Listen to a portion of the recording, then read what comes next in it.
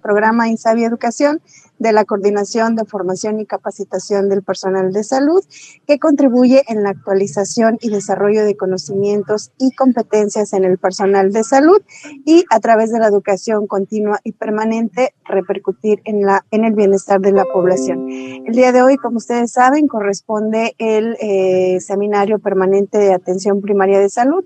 Tenemos sesiones especiales para presentar los programas de acción específicos y el programa que nos corresponde el día de hoy es virus de hepatitis C.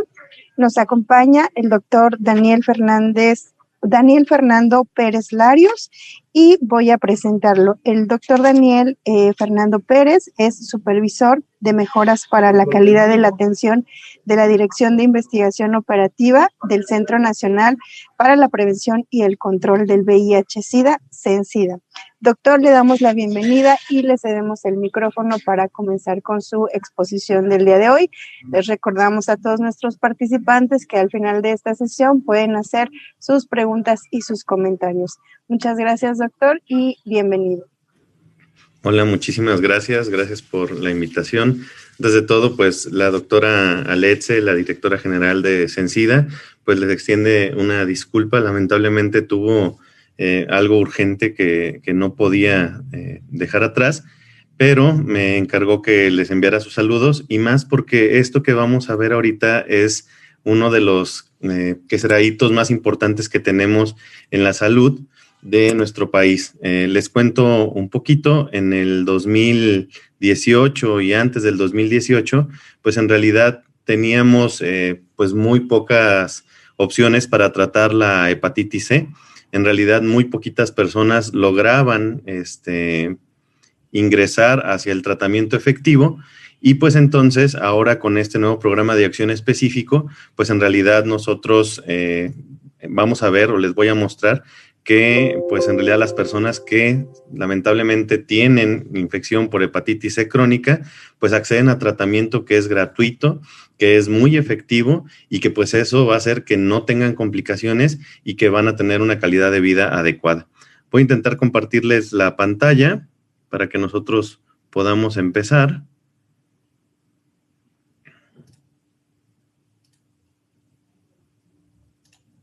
Permítame un momento.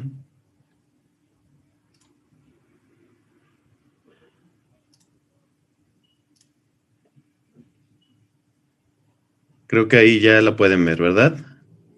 Sí, doctor, ahí se ve perfecto, gracias. Bueno, pues muchísimas gracias. Entonces, bueno, vamos a empezar. La doctora Aletze, pues nuestra directora general, la doctora Nicole Filkenstein, directora de atención integral, y yo, Daniel Fernando, pues el supervisor de mejoras para la calidad. Y vamos a entrar de lleno en esto. Vean cómo la atención primaria a la salud, pues es un concepto que es necesario ahora. Si ustedes pueden ver este marco conceptual, van a ver cómo muchas veces tenemos pues de entrada una estructura, tenemos algunos recursos humanos, materiales, y con eso pues nosotros vamos a ir adquiriendo pues medicamentos, vamos a tener sistemas de información, pero lo principal que nosotros debemos de ver es cómo queremos los resultados o qué resultados vamos a querer.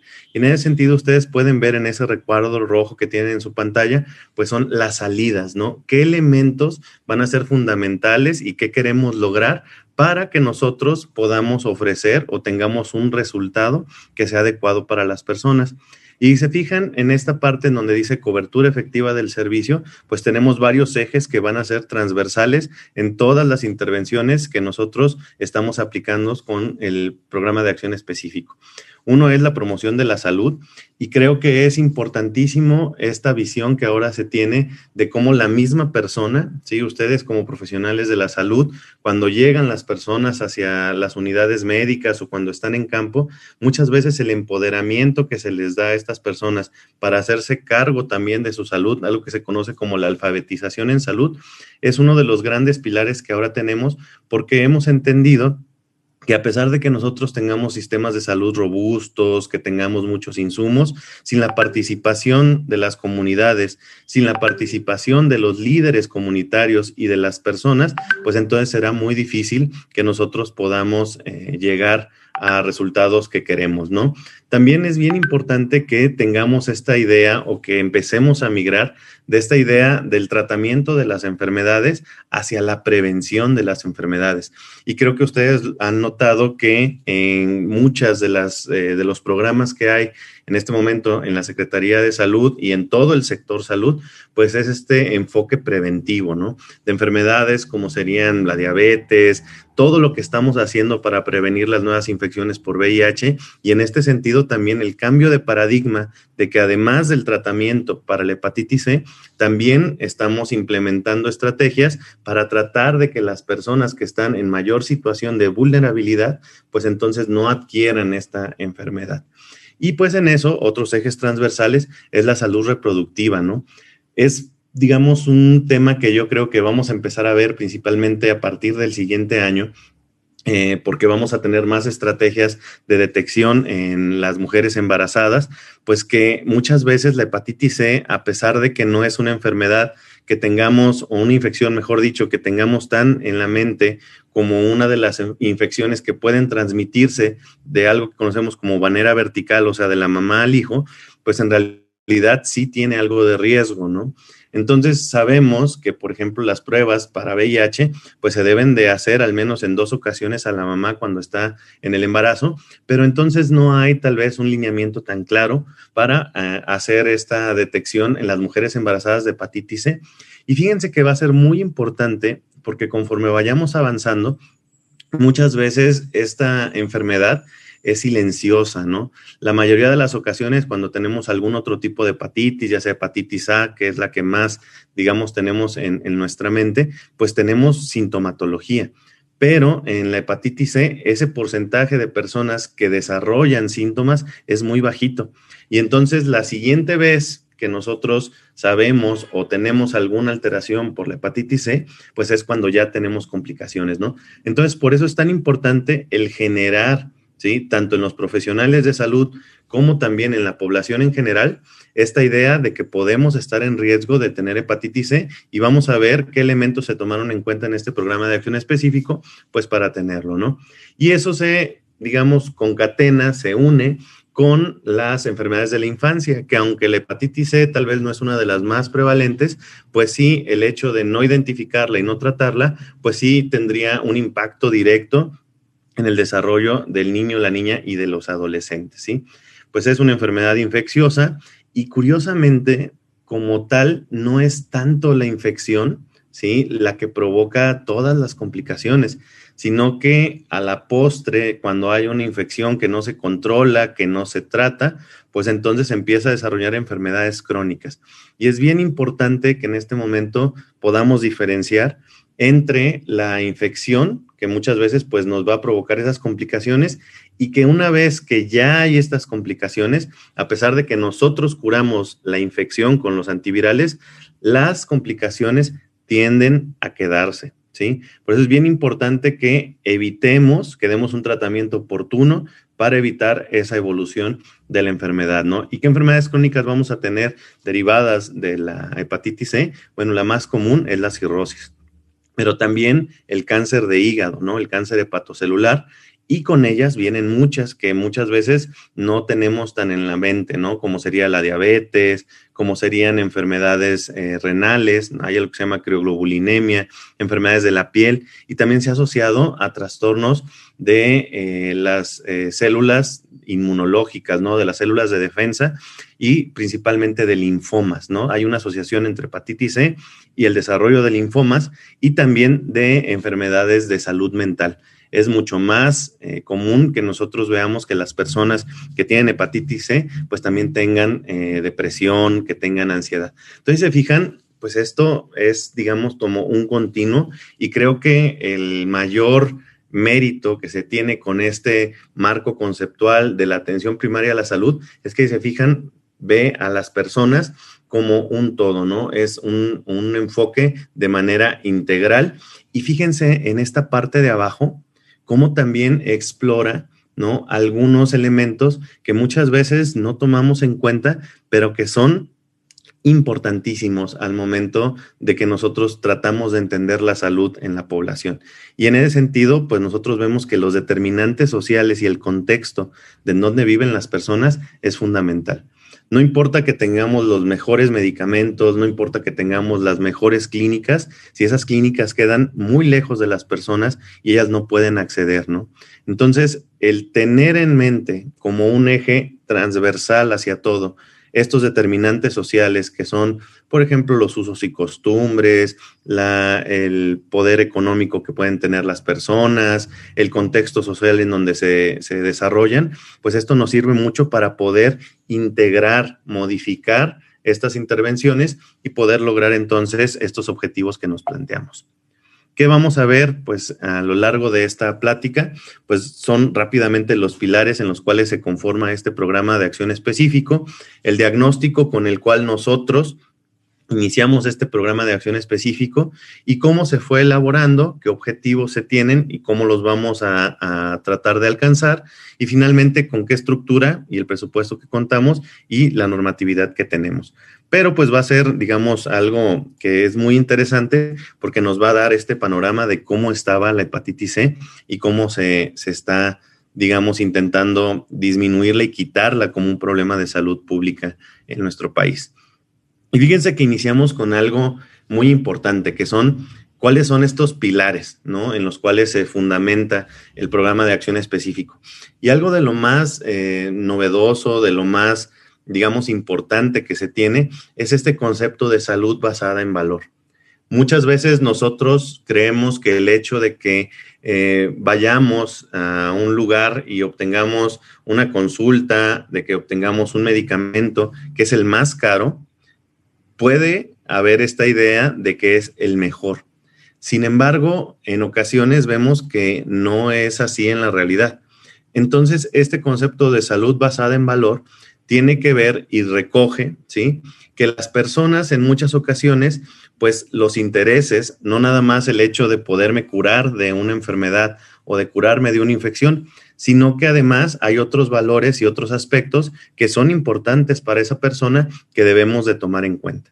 Por ejemplo, en el caso de las personas que viven con hepatitis C, además de el garantizarles que se va a quitar esa infección, pues también es importante el cuidar sus derechos humanos, el cuidar que no se estigmatice a las personas, el cuidar que no vayamos a modificar su estilo de vida, ¿sí? El poderle ofrecer herramientas para que pueda en algún momento salir de esa situación de vulnerabilidad. Y entonces, si ustedes se fijan, esos resultados que, digamos, en un primer momento para un sistema de salud pudieran ser, digamos, los más importantes, cuando los cotejamos con los resultados que son importantes para las personas, no siempre son exactamente los mismos. Y entonces la salud basada en valor recoge esos objetivos que son prioritarios, pues, desde el punto de vista biológico, médico, pero también los enriquece con estas características que son importantes para las personas. Y todo eso, ¿sí?, tratando de mejorar, de eficientar los costos para lograr esos resultados. Y entonces, si tenemos ya muy claro que lo que vamos a querer es que estos resultados en salud sean los que le importan a las personas, pues entonces lo que nos queda es cómo disminuimos esos costos. Y esos costos se disminuyen muchas veces a través de la optimización de lo que tenemos, ¿sí? Y por ejemplo, en el caso de la hepatitis C, antes pues había medicamentos que lamentablemente eran muy tóxicos, ¿sí? Antes se les daba algo que se llamaba interferón, que en primera eran medicamentos que se tenían que inyectar, y cuando ustedes los inyectaban, ustedes imagínense que el interferón es esta sustancia que cuando hay una infección viral nos provoca los síntomas, ¿sí? ¿Por qué? Porque hace que el cuerpo entre en un estado para eliminar la infección. Y entonces, cuando pues nosotros teníamos que inyectar este medicamento para tratar de que hubiera un entorno adverso y que el virus pudiera ser eliminado, pues venía con las reacciones adversas de fiebres muy altas, dolores en las articulaciones terribles. Las personas a veces perdían hasta 20 kilos de peso por el uso del interferón y eran varias semanas de tratamiento. Con el puro interferón, las tasas de éxito eran bajitas, ¿no? Como del 10%. Cuando se mejoró ese interferón llegaba a ser del 30%.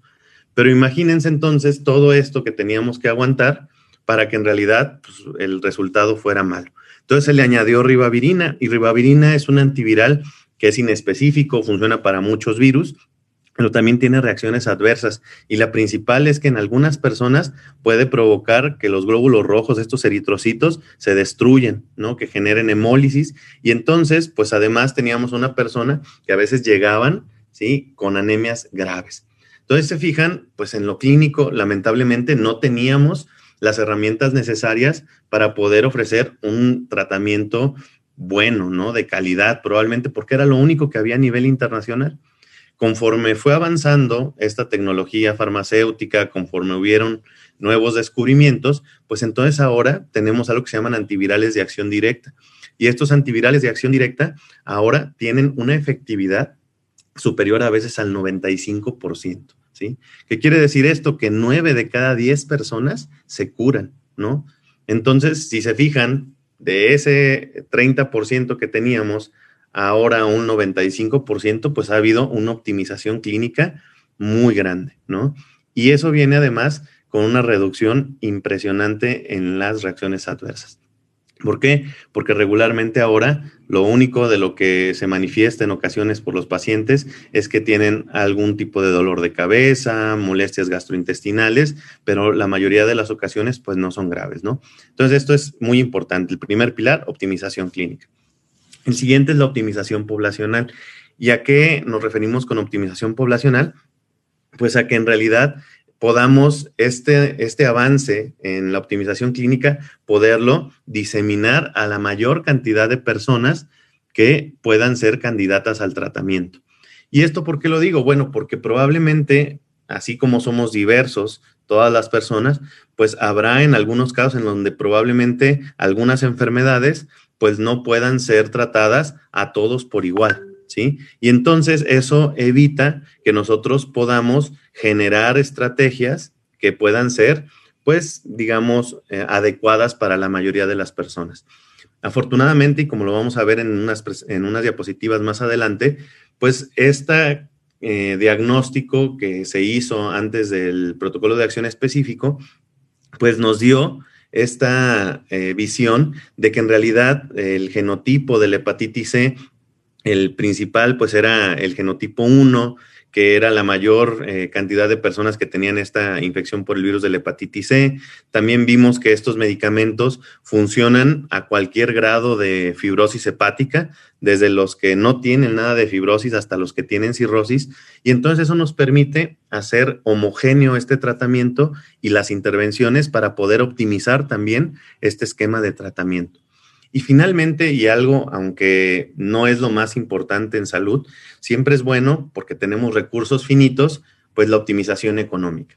¿Y qué se logró? Pues al momento de tener una optimización poblacional, bueno, que se puedan negociar los precios que permiten la adquisición de esos medicamentos y además, a veces con algunos beneficios adicionales, ¿sí? Como en este caso, pues el que se ofertan junto con los medicamentos, pues los estudios de laboratorio para confirmar la infección, pero no solamente eso, sino que también, como parte de este programa de acción específico, se buscó mucho que no hubiera espacio para que las personas tuvieran alguna reacción adversa, y entonces no solamente se confirma que la persona tiene hepatitis C, sino que también se busca si pueden tener en algún momento infección por hepatitis B, se les ve la función renal, se ve qué tan fibroso puede estar ese hígado, y con todo eso, ¿sí?, se ofrece el mejor tratamiento posible. Y si se fijan, todo esto habla en realidad de los principios del Plan Nacional de Desarrollo, que tienen que ver con un ejercicio, ¿sí?, de los recursos, una conducción de las personas con honradez y con honestidad, y que nada esté, ¿sí?, por encima, pues, de la ley. Yo me centro principalmente en el punto de no dejar a nadie atrás. Y es tan importante porque lamentablemente muchas de las personas que son más sujetas a poder tener esta infección, de vivir con hepatitis C, son personas que están en una situación de mucha vulnerabilidad. Son personas que están privadas de su libertad, son personas que usan sustancias personas que viven en situación de calle. Y entonces, para tener este pilar que me parece el más importante tal vez, el de no dejar a nadie atrás, ¿no? Que nadie se quede afuera y que nosotros como país pues podamos acceder a una salud para todos. Y entonces, todo esto que les acabo de decir, pues no pueden ser estrategias que no tengan un orden, no pueden ser estrategias que se apliquen sin tener una idea de dónde están, pues principalmente esos grupos o esas personas o dónde se concentra más esa carga de la enfermedad. Y esto es principalmente para esto que les decía de no dejar a nadie atrás.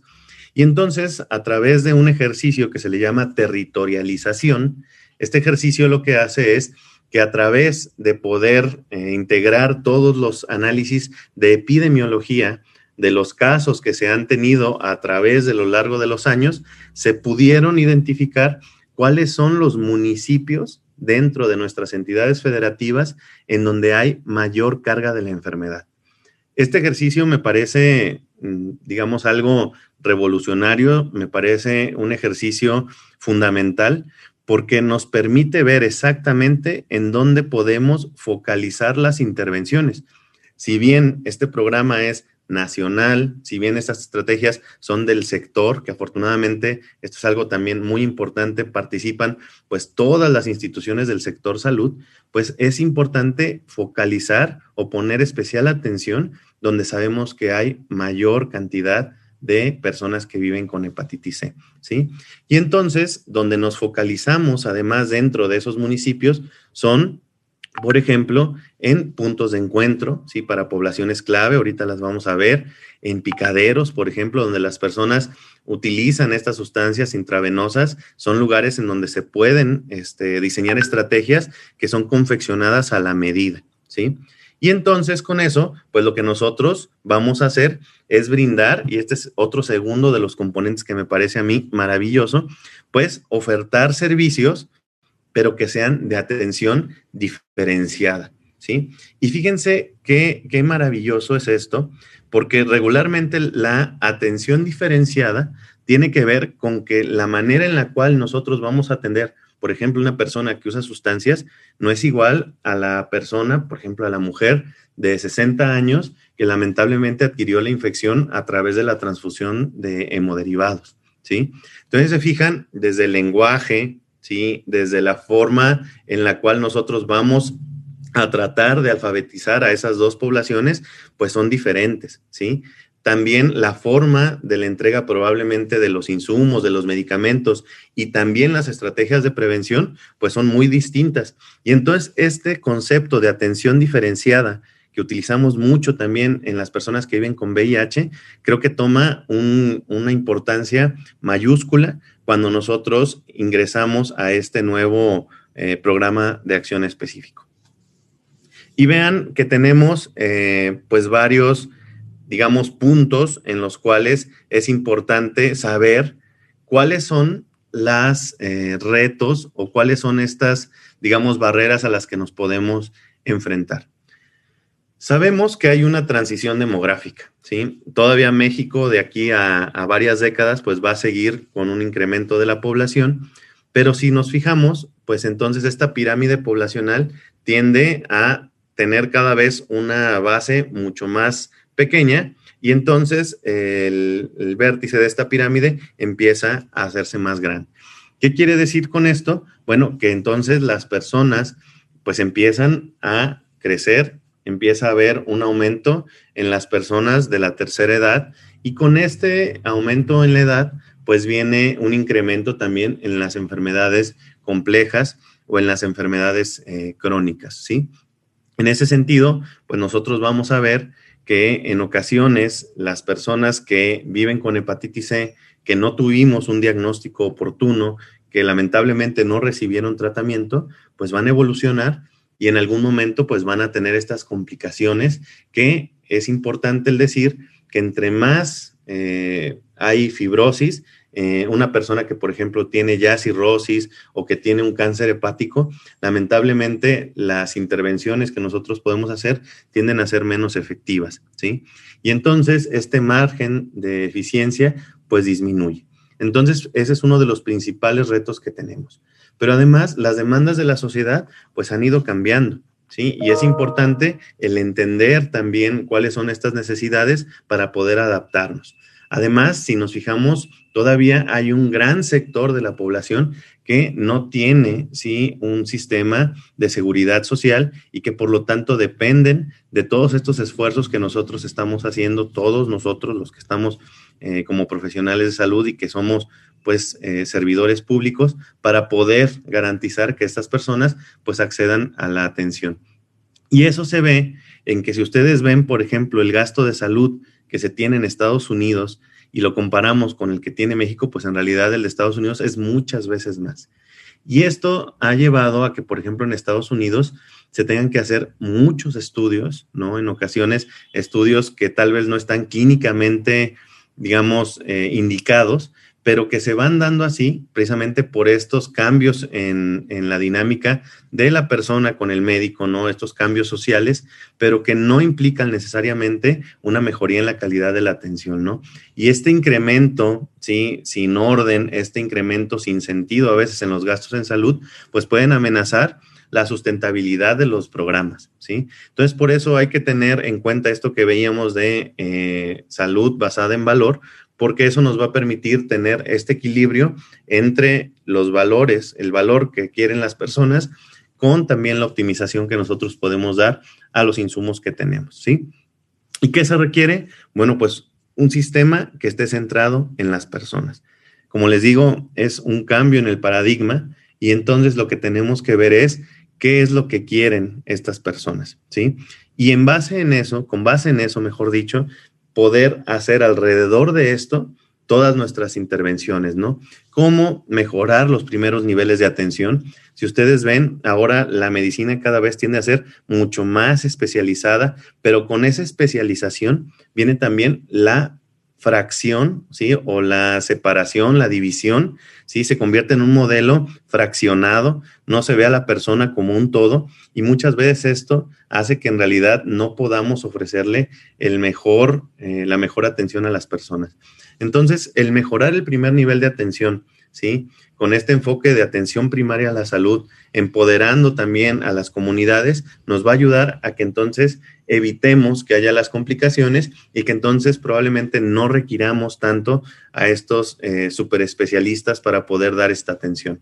Debemos de mejorar esta distribución de los recursos, mejorar también la adquisición de los bienes, ya lo veíamos en estas triple optimizaciones, y principalmente debemos de tener un sistema de salud, y esto es importante, los datos. Debemos de tener información porque la información nos permite evaluarnos, nos permite saber si lo que estamos haciendo es adecuado, ¿sí?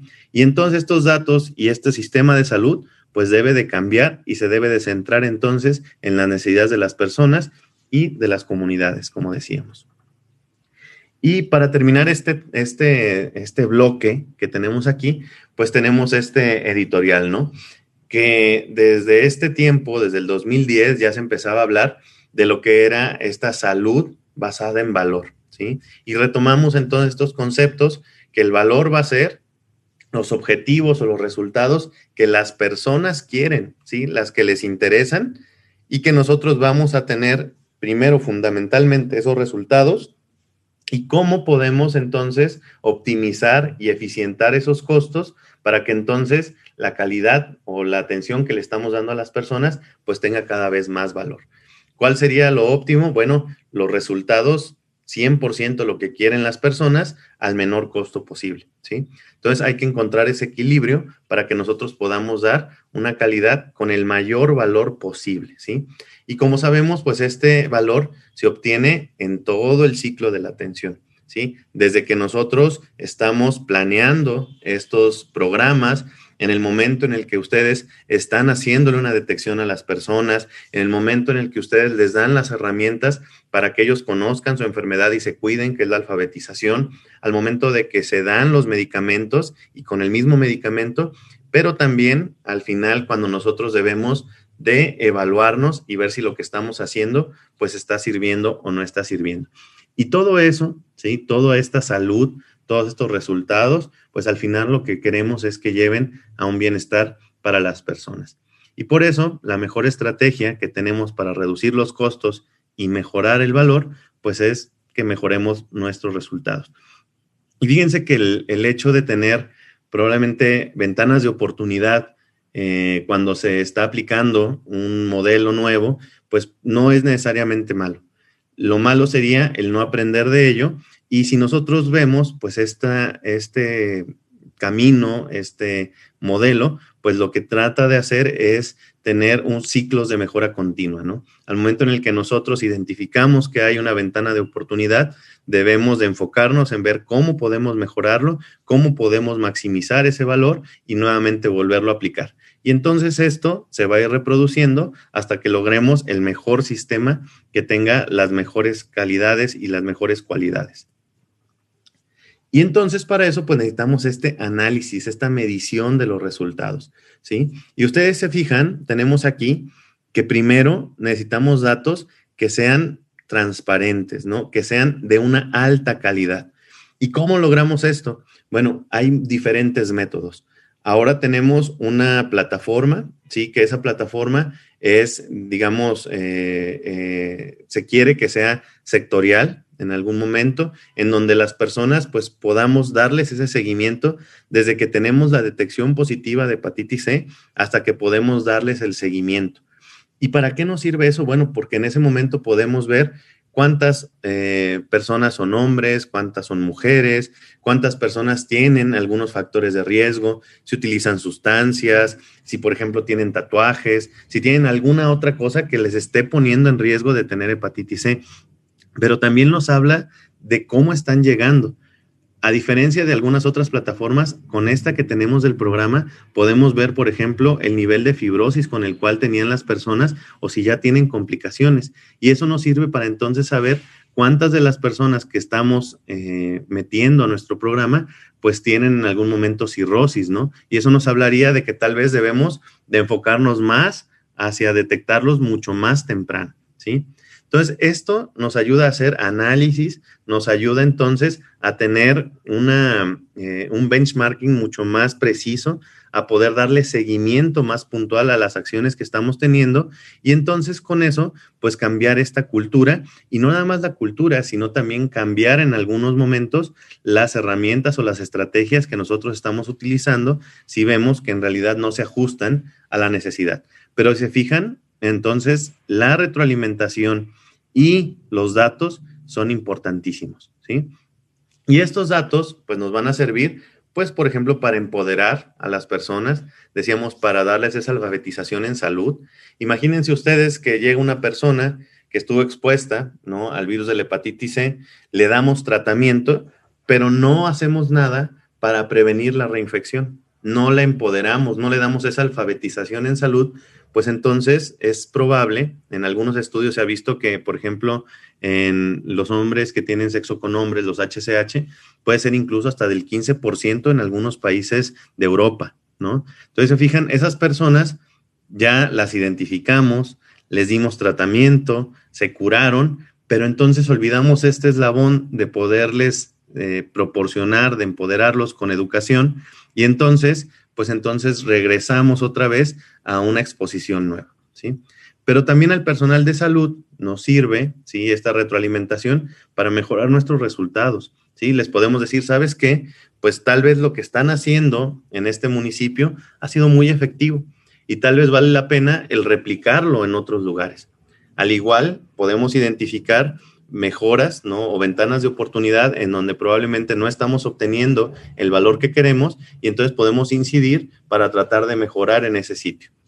También se pueden identificar cómo estamos en unidades de atención para ver que haya competitividad y con eso mejoremos pues el bienestar de las personas y también pues nos hace falta tener estos seguros o sistemas de aseguramiento que se basen en los resultados, no solamente en el volumen de personas que están aseguradas, ¿sí?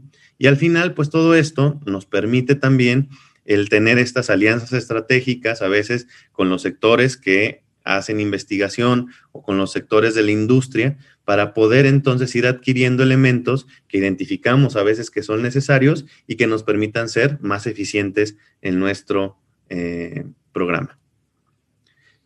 Y bueno, vamos a iniciar con lo que es el diagnóstico que teníamos al momento de iniciar este programa de acción específico. Vean, esto es la territorialización que yo les comentaba, este mapa que tenemos de nuestro país, en donde ustedes pueden ver cómo estos colores oscuros más hacia el tono, digamos, tinto, son en donde se concentran más las infecciones por hepatitis C. Vean lo que pasa en el estado de Baja California, en donde, por ejemplo, la tasa, cuando la comparamos, por ejemplo, con incluso Baja California Sur, es muchas veces más, ¿sí? Entonces, esto nos sirve para saber exactamente en dónde debemos de incidir. Nos sirve también para ver si lo que estamos viendo en tiempo real, ya que se está aplicando nuestro programa, coincide con el diagnóstico que teníamos, ¿sí? Y entonces ustedes me preguntarán, bueno, ¿y por qué hay estas diferencias, no? Bueno, tienen que ver muchas veces porque en ciertas regiones de nuestro país, pues hay, digamos, la coincidencia de algunos otros problemas sociales que muchas veces potencian, ¿no? La hepatitis C. Esto es lo que se le llama como una sindemia, ¿no? Y sabemos, por ejemplo, que en lo que es el norte de nuestro país, pues hay una mayor cantidad, por ejemplo, de personas migrantes que quieren ingresar, por ejemplo, a los Estados Unidos. Sabemos que eso provoca que muchas personas, pues lamentablemente, no tengan las mejores condiciones de vida. Muchas de ellas se dedican, por ejemplo, al trabajo sexual. También hay una gran cantidad de personas que no tienen vivienda. Muchas de estas personas, pues a veces empiezan a utilizar sustancias intravenosas y se fijan toda esta conjunción de datos, de condiciones, pues entonces provoca que en ciertos puntos muy específicos, pues entonces tengamos esta alta carga de la enfermedad, ¿sí? Y vean cómo la historia natural de la enfermedad es esta.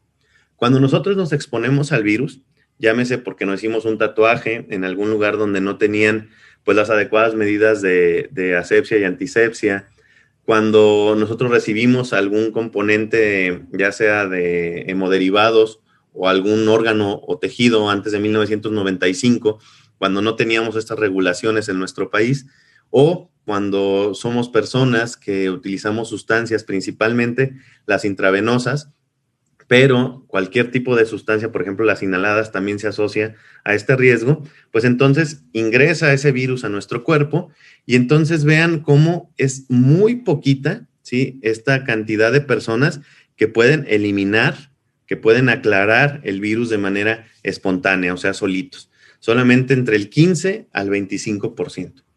¿Qué nos dice esto? Que la gran mayoría de las personas, una media de 80%, pues van a quedar con una infección crónica de los que fueron expuestos al virus. Y como les decía al inicio, la infección inicial no tiene unas manifestaciones clínicas que sean muy llamativas. En ocasiones pueden sentirse como que tienen un resfriado. Son muy pocas las ocasiones, perdón, donde tienen síntomas de hepatitis aguda, como serían, por ejemplo, el ponerse amarillos de los ojos, el dolor en el flanco, donde tienen náuseas, donde tienen vómito, son regularmente excepcionales, ¿sí? Casi siempre pasa inadvertido. Y entonces, con el paso del tiempo, ¿sí? Esta infección crónica puede empezarnos a dar algunas manifestaciones. En un intento, porque nuestro cuerpo elimine la infección, empieza a producir anticuerpos, empieza a producir defensas, que lo que hacen es, muchas ocasiones, pues que podamos tener molestias, ¿no? Principalmente, les decía, a nivel renal, dan glomerulonefritis. El hecho de tener estos anticuerpos, pues a veces se pueden depositar en la piel y empezamos a tener enfermedades, por ejemplo, el líquen, ¿no? O nos empieza a dar mucha comezón, ¿sí? Hay veces en las que esa, digamos, estimulación continua de nuestras defensas, pues puede producir que haya una enfermedad como el linfoma, donde se reproducen muy rápidamente ciertas líneas celulares, ¿no? Y entonces, si no nosotros identificamos a estas personas con una infección crónica, con esas manifestaciones extrahepáticas, ¿no? Que les digo, a veces están hasta en el 70% de las personas, nada más que a veces no las asociamos a cirrosis, pues entonces evoluciona hacia una fibrosis, ¿no? Y entonces este hígado que estaba normal, pues empieza a llenarse, ¿sí? Como de bandas de fibrosis, de colágeno, y empieza a dejar de tener las funciones que normalmente, pues debería de tener, ¿sí? Hasta que en algún momento llega a ser un hígado que está lleno de estos nódulos que se le llaman de regeneración, que no son más que cicatrices de nuestro hígado, donde ya no están esas células que nos sirven para la función hepática, y a eso pues le llamamos cirrosis. Y con la cirrosis, pues al aumentar, al hacerse más duro este hígado, pues entonces empezamos a tener pues fuga de líquido, ¿no? De las venas y arterias principalmente que tenemos en el abdomen, y nos da citis, nos dan edemas, empezamos a tener, por ejemplo, problemas en la coagulación, las plaquetas empiezan a quedar atrapadas en el vaso, y entonces a eso vemos una persona que ya tiene cirrosis y que si no la estamos, digamos, si no curamos esta infección, pues lo que vamos a tener es una cirrosis descompensada. Y la cirrosis descompensada es esto que les decía, ¿no? Que ya es una persona que no nada más tiene esa fibrosis en su hígado, sino que ya tiene manifestaciones que nosotros hemos visto, ¿no? Las personas están amarillas de sus ojos, de su piel, empiezan en ocasiones a vomitar sangre, tienen esta citis, empiezan a tener falla cardíaca. Entonces se fijan, en realidad, la calidad de vida de estas personas, pues en realidad se ve muy afectada, y lamentablemente cuando llegamos a estos puntos, ¿sí? Podemos curar la infección, sí, y con eso hay una mejoría, pero no hay una curación de las complicaciones, ¿sí? Y lo que es realmente algo que no queremos es el desarrollo del cáncer hepático, ¿sí? Del carcinoma hepatocelular. Cuando tenemos cirrosis, el riesgo que tenemos de tener este carcinoma hepatocelular tiende a ser de 1 a 4% por año, ¿sí? Y lamentablemente cuando hacemos este diagnóstico en las personas de carcinoma hepatocelular, son ya en estadios muy avanzados, en donde en realidad pues la posibilidad de una curación o de una sobrevida prolongada pues es mínima. Entonces se fijan lo importante que es pues identificar aquí a las personas, ¿sí? Que pueden tener esta infección, darles el tratamiento oportuno, y nos vamos a evitar todas estas complicaciones y esta carga de la enfermedad. Vean cómo 60% de los trasplantes de hígado en nuestro país, ¿sí? Hasta el 2016, ¿sí? Con estos datos que nos da el Senatra, pues fueron muchas veces ocasionados por la infección por hepatitis C, ¿sí? Ustedes pueden ver en las gráficas de barra cómo estas barras azules corresponden al total de trasplantes, y estas barras en color rojo corresponden a las que son causados por hepatitis C. Y ustedes pueden ver cómo hay un incremento, se ha visto que hay un incremento en estas causas. Lamentablemente en México, y esto es también muy importante que lo digamos, hay además de la hepatitis C, otros factores de riesgo que van a hacer que se acelere esta evolución hacia la cirrosis. Sabemos que en México hay una epidemia de diabetes, hay una epidemia de obesidad, y eso muchas veces provoca que en el hígado haya acumulación de grasa, a lo que se llama esteatosis hepática, y que si no la mejoramos, cuando tenemos nosotros una infección por hepatitis C, eso va a hacer que en lugar de 20 o 30 años, ¿sí? Tengamos cirrosis, pues lo veamos mucho más corto. Y además hay otros factores que nos van a hacer que esta evolución sea todavía más rápida. Por ejemplo, el uso de alcohol, ¿no? Entonces, se fijan, en México hay muchos de estos factores de riesgo que nos pueden hacer que una persona con hepatitis C no se tarde tanto en tener cirrosis. Por lo tanto, debemos de ser muy cuidadosos al momento de poderles ofrecer a las personas una detección, ¿sí? De hacerles sentir que pueden tener el riesgo de tener hepatitis C, y que entonces nosotros podamos implementar estas estrategias de diagnóstico. Y vean cómo son los factores de riesgo que nosotros, o bueno, que se conocen más bien en nuestro país, ¿sí? Con estos, digamos, datos que vienen del Instituto Nacional de Ciencias Médicas y Nutrición, Salvador Subirán, en un estudio que se publicó en el 2008 y en el 2016, vemos cómo, por ejemplo, el factor de riesgo principal en algún momento, pues eran las transfusiones antes de 1995. Tenemos que saber que lamentablemente conforme ha habido un envejecimiento de estas poblaciones, es probable que muchas de estas personas que adquirieron muy tempranamente la infección a través de las transfusiones o del trasplante de algunos órganos o tejidos, pues lamentablemente desarrollaron complicaciones y tal vez alguna parte importante de ellas falleció. Sin embargo, hay personas todavía de esta generación que continúan ahí y que nosotros debemos ir a buscar y ofrecerles el tratamiento, ¿no? Esta generación famosísima de los baby boomers, que son una de las poblaciones a las cuales nosotros debemos de ofrecer las pruebas de detección. Y fíjense cómo también el hecho de inyectarse, ¿sí?, sustancias, eso también es un factor de riesgo muy amplio, ¿no? En algunos desde el 40 al 96%.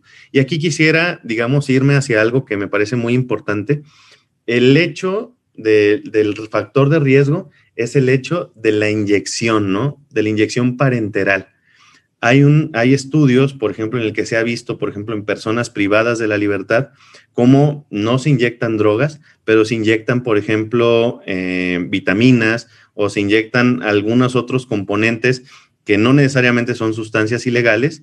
Y entonces, como el factor de riesgo es el compartir esa jeringa de una persona que vive con el virus hacia una persona que no lo tiene, pues entonces eso es lo importante, ¿no? Igual en las personas que usan sustancias, uno de los mayores riesgos es el compartir todos los elementos para preparar las sustancias o las agujas, ¿sí? Por eso es bien importante el que nosotros dejemos atrás este estigma, ¿sí?, que tienen estas personas y que nosotros podamos enfocarnos en cuáles son esos factores de riesgo, pues para tratar de quitarlos y que con eso las personas pues puedan vivir sin hepatitis C y que nosotros podamos pues romper estas cadenas de transmisión. Vean cómo los trasplantados pues en realidad son un porcentaje, digamos, menor al 10%. Los pacientes o las personas que tienen enfermedad renal crónica y que requieren hemodiálisis, también vean cómo está del 6 al 10%.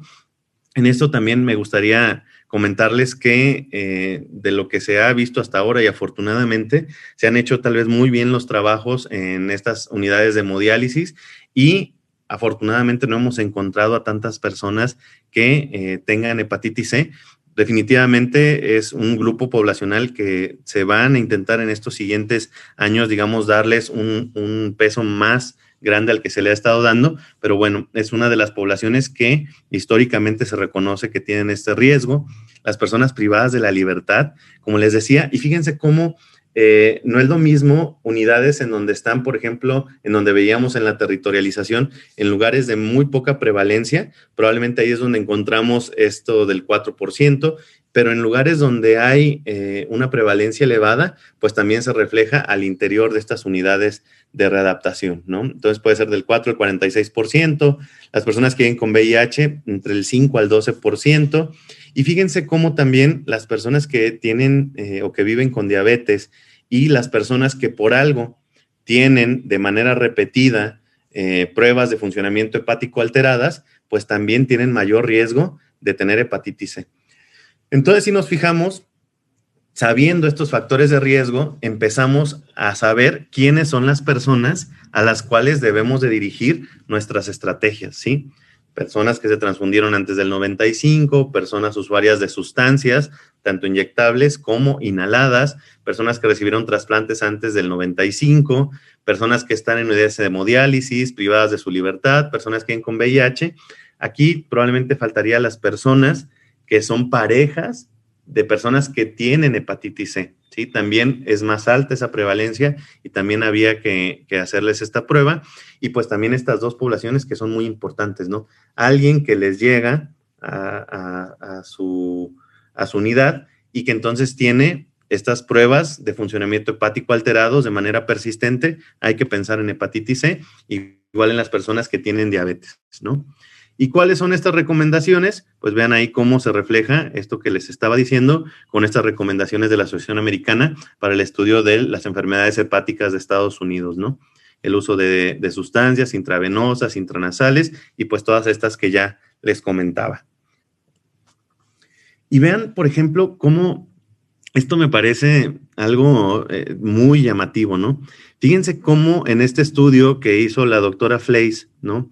En el norte de nuestro país, vio la diferencia o vio la prevalencia que había, ¿sí? De hepatitis C en personas que utilizaban sustancias inyectables, ¿sí? Vean cómo, por ejemplo, en el total de todas estas ciudades, que fueron 3, el 88%, casi el 89% de las personas que utilizaban sustancias inyectadas tenían evidencia de infección por hepatitis C, ¿no? Es algo alarmante y es algo que es, digamos, la base de todas estas intervenciones de reducción de riesgos y daños que se están intentando utilizar, ¿no? Que están como parte del programa de acción específico a la par del tratamiento, ¿no? Porque esto nos habla que entonces estas personas están expuestas constantemente al virus y que entonces probablemente si les damos tratamiento, pues tienen ese riesgo muy alto de reinfección, ¿no? Y vean cómo esta prevalencia cambia, por ejemplo, en Tijuana es del 90%, mientras que en Ciudad Juárez es del 91% y en San Luis Río Colorado es del 79%, ¿no? Entonces nos habla de cómo hay esta diferencia, esta desigualdad, esta heterogeneidad entre los diferentes lugares, ¿sí? Y vean también algo que me parece muy importante, cómo es la diferencia entre las personas que están ahí en el sitio donde se inyectan, ¿no? Por ejemplo, en donde las están usando, y vean en las unidades de rehabilitación, ¿sí? Vean que la diferencia es alrededor del 10%, pero sin embargo, en estos centros de tratamiento, es un lugar ideal para que nosotros podamos dar el tratamiento. ¿Por qué? Porque además de todo el apoyo que se tiene psicológico, médico, de trabajo social, pues ahí es un momento adecuado para poder probablemente dar el tratamiento para hepatitis C, que sabemos que son de entre 4, ¿no? De 8 hasta las 12 semanas, ¿sí? Entonces, es importante el que nosotros tengamos esto en cuenta porque en muchas ocasiones este estigma de decir, bueno, las personas que se inyectan drogas se van a volver a reinfectar, hace que muchos profesionales de la salud estén reacios a darles tratamiento. Entonces, esto cambia por completo esa visión, ¿no? Y vean lo que pasa en las prisiones. Por ejemplo, es un estudio que se realizó en Guanajuato con una muestra de casi 2,500 personas en el 2011 al 2012, y vean cómo, ¿sí? La prevalencia fue del 5%, ¿no? Acuérdense lo que les comentaba, que tiene que ver mucho con la entidad federativa en donde se hace. Probablemente si este estudio se repitiera en Tijuana, ¿no? Tal vez estaría un poquito más alta esa prevalencia, pero nos sirve mucho para ver qué factores de riesgo encontraron. Se fijan, el ser hombre, sí, tenía el doble de riesgo. Si habían estado anteriormente privados de su libertad, al menos en una ocasión, también tenía un aumento del riesgo de 2 veces. Y esto es porque, pues, como sabemos, les digo, dentro de estas unidades de readaptación, pues hay ciertos factores de riesgo como la inyección parenteral que los puede, pues, poner en riesgo de adquirir la hepatitis C, ¿no? Fíjense cómo los tatuajes, aquí también es el doble del riesgo, y probablemente porque muchos de estos tatuajes pues no son hechos en sitios establecidos, ¿no? Sino que también son hechos dentro de las mismas unidades de readaptación. El uso de sustancias intravenosas, vean cómo tiene 7, casi 8 veces más el riesgo, pero principalmente, y esto es, digamos, el mensaje que les daba inicialmente, vean cómo compartir las jeringas, ¿sí? Las agujas, tiene un riesgo de casi 20 veces más, ¿no? Entonces, esto es muy, muy importante el que nosotros lo tengamos en cuenta.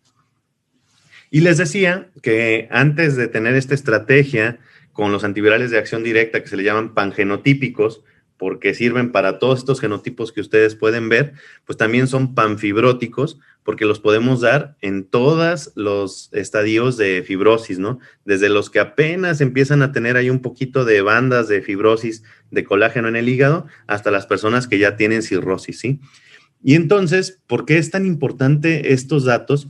Es porque fíjense que en el 2018 aplicamos casi 25,000 pruebas, ¿sí? En diferentes estados. Ustedes pueden ver cómo se distribuían ahí las pruebas. Se fijan, muchos pues fueron en Baja California, Ciudad de México y Estado de México, pero lo que encontramos en esta vez es que de esas 24,000 pruebas, encontramos 800 personas, poquito más, que tenían una prueba rápida positiva. Y de esas, casi 500, tantito más de 500, tenían virus de hepatitis C detectado en su sangre. Y de esos, cuando nosotros los fuimos, digamos, pues desagregando o clasificando por el genotipo, ustedes deben de saber que hay 6 genotipos principales de hepatitis C, pues entonces vimos que la mayoría, ¿sí?, eran el genotipo 1, ¿sí?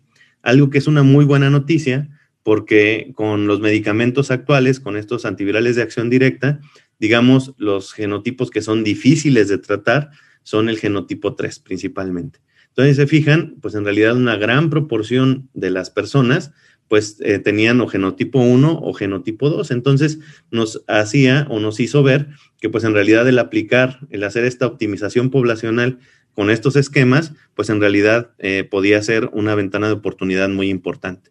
Y lo que se encontró en ese 2018 es que la cantidad o la prevalencia de hepatitis C en personas que tenían o que vivían con VIH, pues era del 3.6%. Algo que probablemente ahora les digo que es muy similar a lo que encontramos a nivel nacional. Pero siempre cuando hablemos de hepatitis C, y esto es algo que les he estado repitiendo, pues tenemos que hablar de las zonas, ¿no? No es lo mismo el norte del país que el centro y el sureste, ¿no? Entonces, a nivel nacional, probablemente sí, esta prevalencia esté, les digo, entre el 4 al 5%, pero en la zona norte pueden ser tan altas como 12%, ¿no? Y es algo que hemos visto de manera repetida. Y vean, este cuadro me parece maravilloso, ¿no? Centren su atención en estos medicamentos que ustedes tienen acá. Estos son medicamentos que podríamos decir que son antivirales ya de acción directa, pero que en realidad no eran pangenotípicos, como les decía, ni panfibróticos, y que entonces vean el tiempo, por ejemplo, de duración que tenían que tener, ¿no? De 12 a 16 semanas, y no se podían utilizar en todos los genotipos. Vean, por ejemplo, varios de ellos en el genotipo 2 no se podían utilizar porque entonces las tasas de éxito eran bajas, ¿no? Al igual en el genotipo 3, 5 y 6. Vean cómo eran muy pocos los que se podían utilizar, ¿sí? Entonces, con la evolución de estos medicamentos y gracias a esa optimización que les digo a nivel tanto clínico como también económico, pues se pudieron adquirir estos antivirales de acción directa que son sofosbuvir, velpatasvir y glecaprevir con pibrentasvir, y vean cómo en todos los genotipos son útiles, ¿sí? Vean también cómo las, digamos, máximas semanas de tratamiento son, por ejemplo, en este caso 16, pero que es muy particular porque tiene que ser un genotipo 3 y la persona además tiene que tener cirrosis. Si se acuerdan, en esto que veíamos aquí, pues en realidad la cantidad de personas que tienen un genotipo 3 no es tan alta y que además esas personas que tengan cirrosis, pues en realidad van a ser casos muy pequeños, muy particulares, ¿no? Entonces, la mayoría de las personas, por ejemplo, con glecaprevir, pues se van a tratar con 8 semanas de tratamiento, ¿sí? Y van a poderse curar en el 95% de los casos. Igual con sofosbuvir, se les da aquí para todos 12 semanas y también tenemos una eficacia, una efectividad pues del 95%. Y esto se ha repetido en estudios de vida real, ¿no? Estos vienen de estudios hechos pues en investigación clínica, pero ya cuando salen hacia la población, pues en realidad también hemos visto incluso a veces efectividades mucho más altas, ¿no? Y con eso pues veíamos que pues tenemos una oportunidad irrepetible, ¿no? Tenemos la voluntad política, tenemos los insumos, tenemos el diagnóstico, tenemos la capacidad Y entonces creemos que es muy probable que pues México elimine la hepatitis C como un problema de salud pública, ¿sí? Les digo, cuando estaba antes aquí el Seguro Popular, cuando en realidad eran alrededor de 8 a 12 clínicas máximo en donde se daban tratamientos, pues las personas no podían acceder a ello, ¿no? Personas que estaban, por ejemplo, en zonas alejadas de Oaxaca, de Chiapas, de Jalisco, pues no podían ir a estos hospitales de referencia para obtener el tratamiento, ¿no? Entonces ahora que ya tenemos estos tratamientos de antivirales de acción directa y que tenemos esta estrategia de triple optimización, vamos a ver cómo se han ido modificando varias cosas que nos han permitido probablemente el poder aplicar este programa de acción específico. Y entonces, no me detendré mucho en esto, vemos que el plan de acción específico, pues en realidad está con un marco de referencia, que es el Plan Nacional de Desarrollo, y que está unido a estos objetivos del desarrollo sostenible, principalmente en el punto 3, que habla de la salud y bienestar, ¿no? Entonces, a nivel global, una asamblea de las Naciones Unidas vio que las hepatitis virales en su conjunto, ¿sí? La hepatitis A, la hepatitis B, la hepatitis C, pues regularmente son causantes de muchísimas infecciones y de muchas muertes que se pueden prevenir. Entonces se tomó la decisión de que para el 2030 todos los países miembros iban a aplicar, ¿sí?, ciertos programas o iban a diseñar los programas para que para el 2030 estas hepatitis pues ya no fueran un problema de salud público, ¿sí? Y entonces pues lo que queremos es al final lograr que tengamos esta salud para toda la población y para ello pues nos hemos, digamos, apoyado con el INSABI. ¿Qué objetivos se quieren en este programa de acción específico? Pues principalmente, fíjense cómo es esto, asegurar una respuesta nacional, ¿sí? Esto tiene que ver con que tiene que ser todo el sector, IMSS, ISSSTE, los centros de la transfusión sanguínea, Sencilla, el CONSAME, todos se deben de coordinar para lograr la eliminación de la infección por VHC, ¿sí? ¿Por qué? Porque entendimos que haciendo acciones que no estuvieran coordinadas, pues en realidad no íbamos a lograr llegar a estos objetivos, ¿no? Y fíjense cómo parte de estos elementos son, pues principalmente la promoción de la salud, y esto es algo que no me canso de comentarles. Cuando nosotros hablamos, digamos, de diabetes, cuando hablamos de hipertensión, cuando hablamos, por ejemplo, ahorita de COVID o de la infección por VIH, si se fijan, hay veces en las que las personas sí se asumen con ese riesgo, ¿sí? Sí dicen, bueno, tal vez yo tengo riesgo y entonces van a buscar apoyo.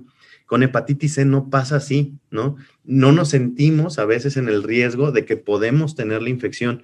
Pero es tan importante estas acciones de promoción de la salud, ¿sí? Tanto para evitar, ¿sí?, el estar expuestos al virus, ¿no? Uso de condón, el no utilizar o no compartir las jeringas, el hecho de, por ejemplo, hacerse tatuajes en lugares establecidos, transfusiones de sangre seguras, etcétera, pero también para decir, bueno, este programa existe, hay pruebas de detección, son gratuitas y hay tratamiento y te puedes curar, ¿no? Eso es muy importante. La otra es la prevención, ¿no?, de las enfermedades.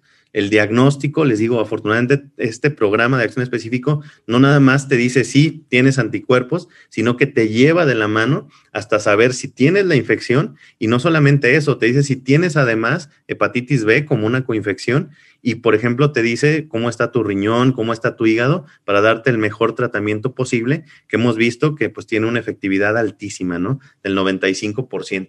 Y todo esto tratamos de que sea principalmente sin discriminación a las personas. Por ejemplo, en Sencida sabemos mucho que debemos de luchar contra el estigma, contra la discriminación de las personas, y eso a veces es algo que lamentablemente nos ha quedado todavía como por hacer, ¿no?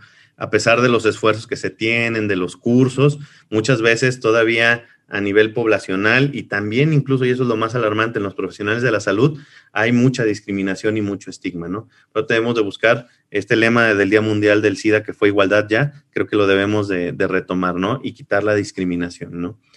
Y como lo decíamos, pues bueno, centrarnos en las personas y en estas comunidades. Hay 3 objetivos prioritarios.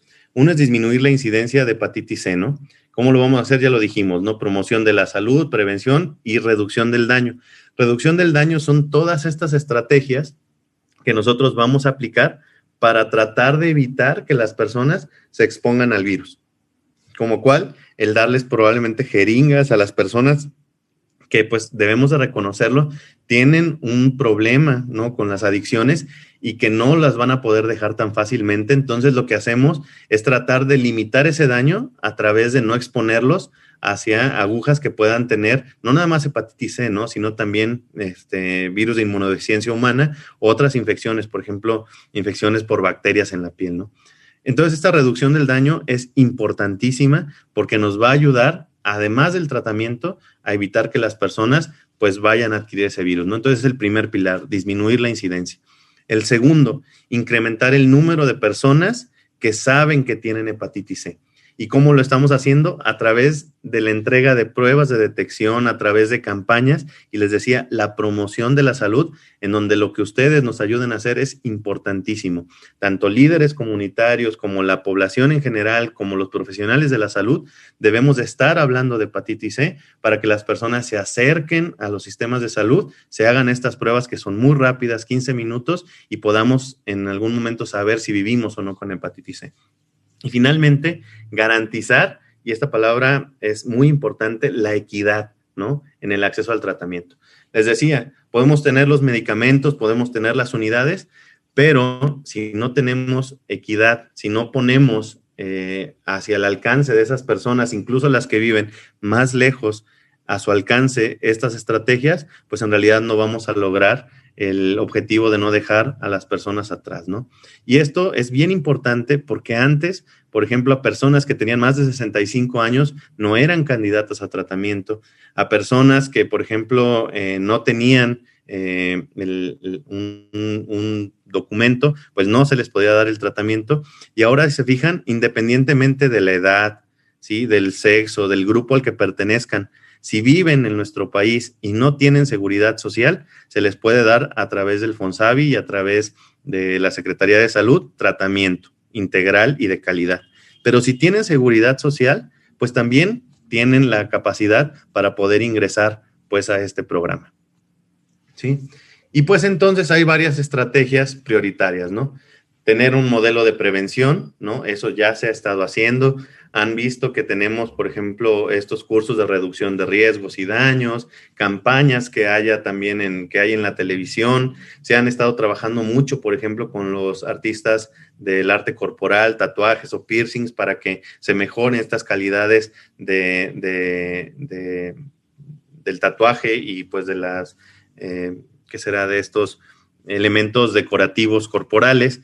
También se han reforzado, ¿sí?, el que, por ejemplo, en los Centros Nacionales de la Transfusión Sanguínea nos apoyen para poder hacer estas pruebas a las personas que muchas veces son rechazadas en el cuestionario y que muchas veces no podían acceder a pruebas, ¿no? Eso también es importante. Se han focalizado los esfuerzos para que también las personas que por algún motivo son usuarios de sustancias, pues puedan acceder pues a estos programas tanto de salud mental, pero también estamos abogando fuertemente para que podamos tener estas intervenciones de reducción de daño, principalmente el tratamiento de la adicción, ¿no?, a través del uso, por ejemplo, de la naloxona, de la metadona, para que puedan, digamos, disminuir ese consumo y también a través de la distribución de jeringas y de agujas, ¿no? Estrategias de comunicación. Nos da mucho gusto cuando, por ejemplo, las personas entran a las redes sociales en donde se pone información que es verídica, que es constatable, que también hay, por ejemplo, en radio, en televisión, y eso ayuda a generar esta conciencia de lo que tenemos que hacer. Y también, pues, es bien importante el disminuir estas prácticas discriminatorias. A veces cuando uno piensa en hepatitis C, se imagina a la persona que utiliza sustancias y el pensamiento muchas veces que hay en una gran parte de las personas es que son personas pues que en realidad tienen muchos nombres peyorativos, que dicen, bueno, pues ¿para qué los tratamos si van a volver a estar expuestos al virus? Entonces, esto es algo con lo que tenemos que luchar todos, ¿sí? Y que es algo que lamentablemente es muy difícil, pero que debemos de no quitar el dedo del renglón para quitar estas prácticas discriminatorias. Y les digo, lo grave es que no nada más es en la población en general, sino también en los profesionales de la salud, en donde debemos de actuar de inmediato. Garantizar la provisión de tamizaje. Se han enviado más de 1,5 millones de pruebas, ¿sí? Entre el 2021 y 2022. También un observatorio. Se tiene un observatorio en donde participan grupos muy plurales. Están personas de la academia, están del laboratorio de referencia epidemiológica, líderes comunitarios, están representantes de todo el sector salud. Entonces, creo que es un lugar en donde regularmente se puede evaluar y se promueven y se hacen propuestas que son muy interesantes. Vincular a las personas, y eso por eso es tan importante esta conexión que se tenga con todos los servicios de salud. Tener este modelo de atención para personas con hepatitis C con un modelo universal, y esto ahorita afortunadamente lo tenemos, ¿sí? Implementar esta estrategia que vea que tenemos abastos de medicamentos de manera trimestral. Se están, por ejemplo, en la Secretaría de Salud preguntando a cada responsable estatal qué es lo que les hace falta, ¿no? Si les hace falta pruebas de detección, tubos para hacer los estudios complementarios, si tienen medicamentos, ¿no? Entonces, se hace este ejercicio para asegurarnos de que tengamos los insumos siempre que las personas los requieran, y pues seguimos y evaluamos este modelo de atención para ver si está siendo efectivo. ¿Y cómo se ha implementado? Bueno, vean, estos son los pilares, ¿no? Acceso universal a pruebas y a tratamiento gratuito. Eso es importantísimo. Les digo, más de 1,5 millones de pruebas, ¿sí?, que se han distribuido. Es un ejercicio que, pues, en realidad habla del éxito que se tiene, ¿no? Muchas veces, por ejemplo, cuando comparamos con VIH y sífilis, también en realidad se aplican más o menos de 1,5 millones, 1,600,000 pruebas, y que en un programa que tiene poquito de haber sido lanzado, tengamos ya también este nivel de detecciones, nos habla de que, pues, el esfuerzo que se está haciendo a nivel nacional es un esfuerzo que hay que reconocerse y que se reconoce desde acá para todas las personas que están en las entidades, ¿no? La otra es la integración interinstitucional, ¿sí? Es maravilloso el ver cómo cada vez empiezan a quitar estas, digamos, como límites entre, no, pues es que es del IMSS, o es que es del ISSSTE, o es de la Secretaría de Salud, porque eso permite que la persona, independientemente de si en algún momento pierde su empleo o si en algún momento adquiere seguridad social, pues pueda seguir siendo tratada, ¿sí? Y esto es lo que nosotros hablamos, de centrarnos en la persona y en sus necesidades, ¿no? No tanto en las que nosotros tengamos como sistemas de salud. Y con este enfoque de atención primaria a la salud, y les voy a decir por qué, porque se ha visto en muchísimos estudios, hay mucha evidencia de que este medicamento es tan efectivo, que es tan seguro, que muchas veces el tener un especialista para que dé este medicamento, pues en realidad se convierte en una barrera. Entonces, se han estado haciendo ejercicios para que se puedan, digamos, dar estos tratamientos hasta en los lugares más alejados donde las personas lo necesiten, ¿sí? Y principalmente enfocarnos a, pues, las poblaciones o a los grupos que están en mayor situación de vulnerabilidad, con estrategias que, aunque tienen estos pilares en común, se tienen que diseñar de una manera más individualizada para lograr tener el éxito que necesitamos, ¿sí? Y entonces vean cómo, pues, ahora este nivel de atención primaria a la salud tiene como enfoque principal tiene que ver con estos promotores de salud, ¿sí?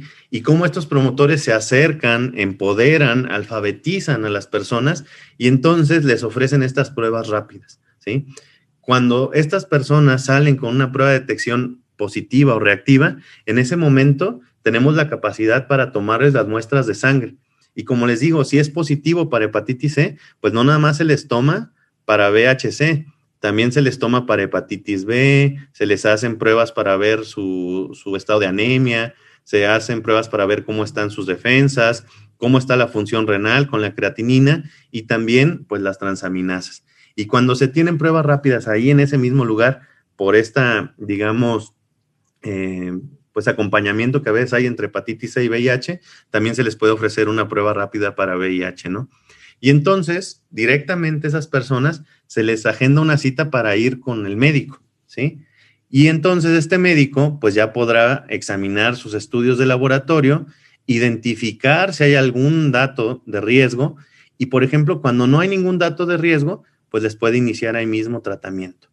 Si vemos que hay algún problema, ¿no? Que la persona tiene alguna otra infección que haya que tratar, si tiene alguna falla en sus sistemas, ¿no? Ya sea renal o que ya hay cirrosis, pues entonces los canalizan a unidades especializadas.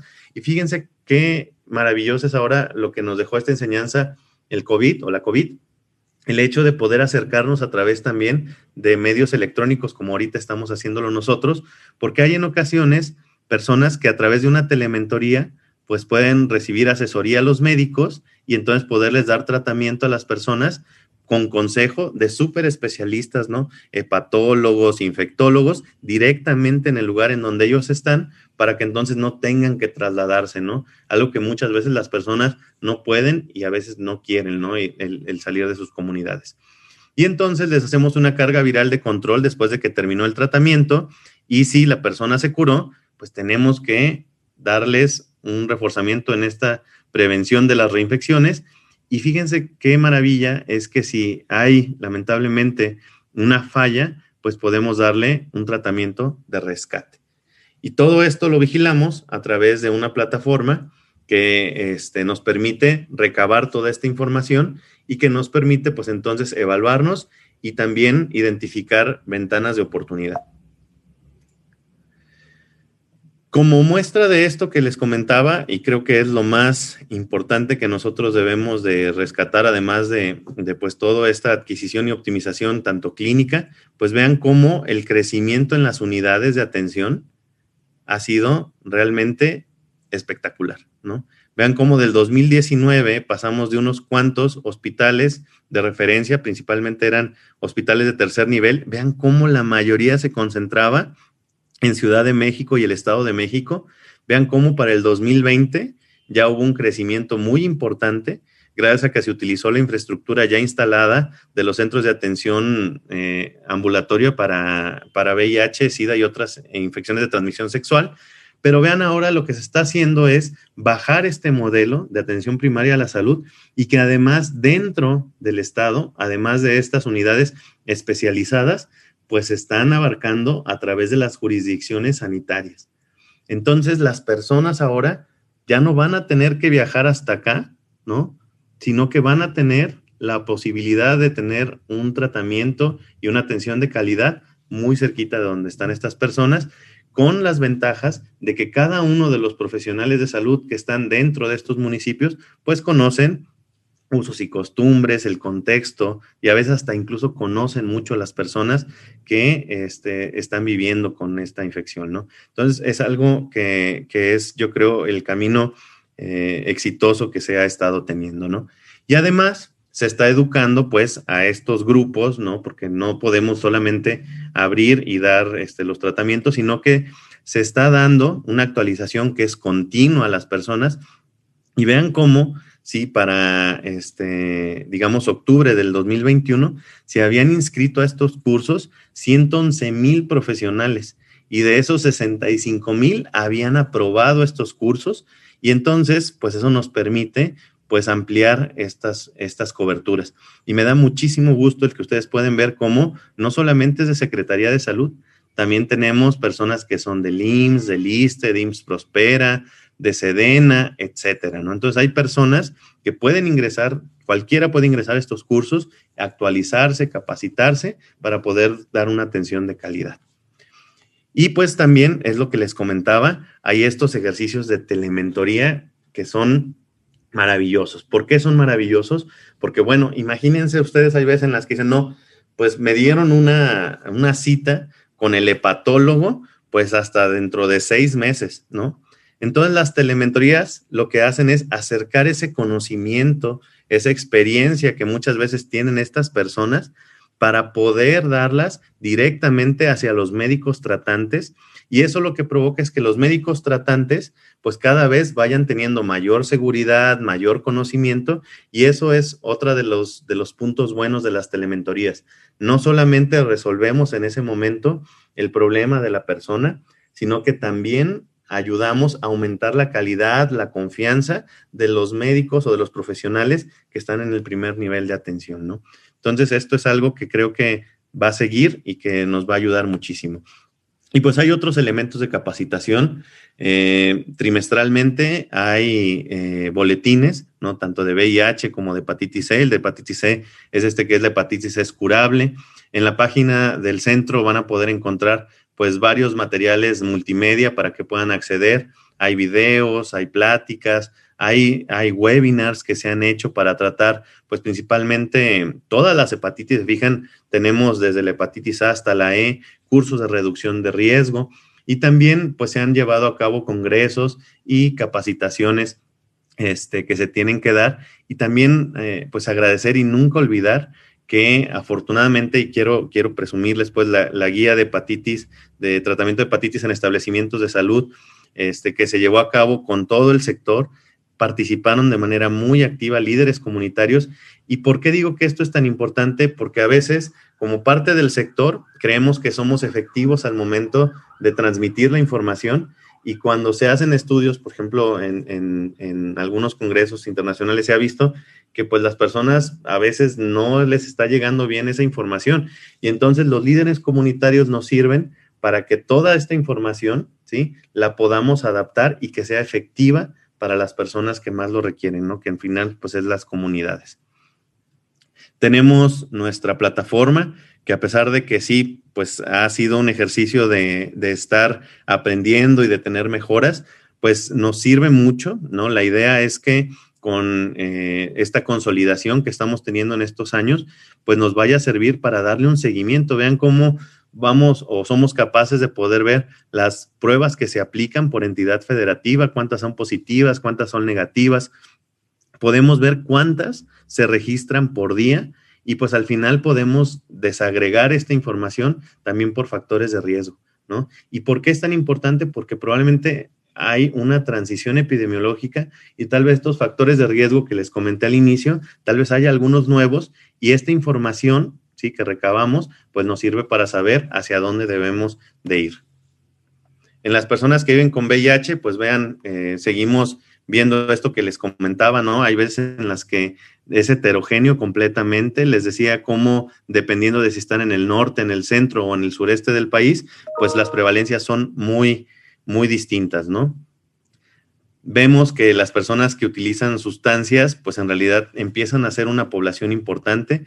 Vean cómo la cantidad de personas que refieren utilizar alguna sustancia para sus actividades sexuales, que es el chemsex, pues en realidad ha ido creciendo, y que probablemente esto es un factor que debemos de abordar, ¿no? Con educación, con algunas otras estrategias de prevención, nada más con el tratamiento. Y también, pues vemos cómo, por ejemplo, el uso de las sustancias intranasales y las intravenosas, pues son muy importantes, ¿no? Tenemos a otras poblaciones, y esto pues es más que el resultado de todo lo que hacen las personas dentro de los estados, ¿no? Cómo se hacen estas campañas de detección, y creo que va a ser fundamental el ir reforzando esto en la población en general, porque sabemos cuáles son los grupos poblacionales que tienen mayor riesgo, pero también hay muchas personas que, les digo, tal vez no identificamos un riesgo y que pueden estar viendo con hepatitis C, ¿no? Por eso probablemente será muy importante estas campañas que tengamos en población en general. Y pues bueno, estas estrategias que tenemos en los observatorios, pues los buscamos a través de identificar cuáles son los expertos, se ve en la literatura, se tienen reuniones para ver estos datos inicialmente, se hace un análisis de esa información y luego se pone en un modelo. Finalmente se desarrollan estrategias de cómo se va a abordar este problema y se les da un reporte, ¿no? Se implementan estas estrategias y se les da seguimiento. Para eso nosotros se ha utilizado esta fundación que se llama la CDA Foundation, en donde vemos cómo pues ha modelado esta carga de hepatitis C en 132 países, ¿sí? Y entonces con eso podemos tener esta información que es muy robusta, que es muy confiable, de que vemos que lo que se ha logrado con esto que llevamos es que se han prevenido casi 25,000 nuevos casos, ¿sí?, de hepatocarcinoma, y pues en realidad se han salvado alrededor de 37,600 vidas si logramos esto desde el 2015 hasta el 2030, ¿no? Entonces, vean el impacto tan amplio que va a tener, el hecho de poder seguir con este programa de acción específica. Y les decía, pues son ciclos de mejora e innovación, ¿no? Tenemos que expandir este modelo, ¿no? Definitivamente lo que estamos hablando ahorita, esta de atención primaria a la salud, el acercar estos insumos a las personas, estos modelos que son innovadores, pues hay que acercarlos a las personas, hay que simplificar lo más que se pueda los sistemas de información y el tratamiento, ¿no? Hay que vigilar a estas personas, pero además alfabetizarlas, ¿no? Que tengan ellas la información necesaria para cuidar de su salud y pues darle atención a las personas que pueden estar en falla o que pueden tener alguna otra complicación. Vemos que afortunadamente estas campañas me parece que son hasta incluso pegajosas, ¿no? El yo ya sé, el poder ver quiénes pudieran tener alguna exposición a la hepatitis C y el hacernos la prueba, ¿no? Que es fundamental. Y pues ya para terminar, el decirles que todo esto, creo que lo más importante es que hay un grupo de personas, ¿no? Que están comprometidas con el programa, que están comprometidas con la salud de las personas que viven con hepatitis C y que quieren que México no tenga ya esta enfermedad como algo de lo más importante. Fíjense que la hepatitis, la cirrosis en realidad es como entre la cuarta y quinta causa de muertes en nuestro país y entonces esto que nosotros estamos haciendo con hepatitis C va a disminuir muchísimo eso. Entonces, con eso en mente, el observatorio recoge las voces, pues como les decía, de todos los actores que son importantes para esta respuesta combinada, ¿no? Líderes comunitarios, el CENSIDA, el INSABI, pueden ver cómo está también el IMSS, el ISSSTE, la Comisión Coordinadora de Institutos, salud mental, que yo creo que de la COVID para acá nos enseñó cómo es de importante el enfocarnos hacia la salud mental que muchas veces teníamos olvidado. También la Dirección General de Epidemiología, la de Información, la de Calidad y Educación, los Centros Nacionales de la Transfusión Sanguínea, ¿sí? Todos, si se fijan, juntos para evaluar lo que estamos haciendo y para proponer, ¿sí? A veces propuestas que nos puedan ayudar a mejorar, ¿sí? Y pues es todo lo que tenía yo para ustedes. No sé si tenemos alguna pregunta. Con gusto, pues las trataré de contestar. Muchas gracias. Muchas gracias a usted, doctor Daniel, y pues les recordamos a todos nuestros participantes que si gustan hacer preguntas y comentarios pueden hacerlo desde el chat y también si gustan que les activemos su micro podemos hacerlo si levantan su mano desde la aplicación.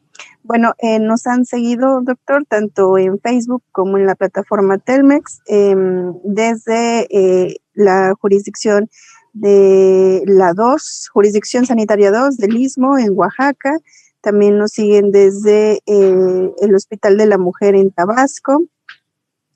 Y en Tlaxcala también nos siguen, también en la Ciudad de México, en Azapusco, de Tulancingo Hidalgo, de Ixquimilpan Hidalgo, de Ciudad Altamirano y también de Oaxaca.